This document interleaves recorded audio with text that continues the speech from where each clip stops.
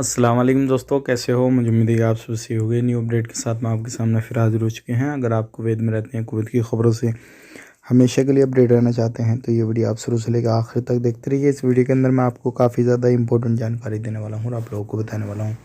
बहुत सारे लोग कुवैत से आने के बाद में जो फिंगर होके आते हैं, वापस से चले आते हैं, तो उनके लिए कुछ नया कानून निकल रहा है और काफ़ी ज़्यादा उनको अब परेशानी आने वाली है। तो चलिए फिर चैनल शुरू करते हैं बिना देरी के वीडियो को। चैनल को पहली बार देख रहे हैं, सब्सक्राइब करें, बेल आइकन ज़रूर प्रेस कर दें। तो सबसे पहले हम बात कर लेते हैं, अगर बहुत सारे लोग ऐसे होते हैं जो जाली पासपोर्ट बनवा के किसी भी तरीके से जुगाड़ करके वो कुवैत में एंट्री कर लेते हैं। हालांकि उनका जो फिंगर होके आते हैं तो हमेशा के लिए वो बैन रहते हैं, तो फिर भी वो जो है एंट्री कर लेते हैं। सबसे पहले तो मैं आपको बताना चाहूँगा, अगर आप इस तरीके से एंट्री करते हैं, किसी भी कंट्री के आप रहने वाले हैं कुवैत के अंदर, तो आपके लिए ख़तरे से खाली नहीं है। अगर आपने कितने भी पैसे लगा दिए, आप एयरपोर्ट पे आते हैं, पकड़े गए किसी भी तरीके से, तो सारा पैसा आपका बर्बाद जाएगा। लेकिन अब कुवैत में जो है इस चीज़ को लेकर टर्मिनल 4 पे जो है इस तरीके की तैयारी की जा रही है और बहुत सारा ख़र्चा किया जा रहा है इन चीज़ों को जो है सही करने के लिए और ऐसे लोगों को पकड़ने के लिए। तो अगर आप किसी भी तरीके से जाते हैं तो ऐसे लोगों की काफ़ी ज़्यादा छानबीन हो रही है और सारी चीज़ों को तैयारी करने के बाद में जो है लोगों को आगे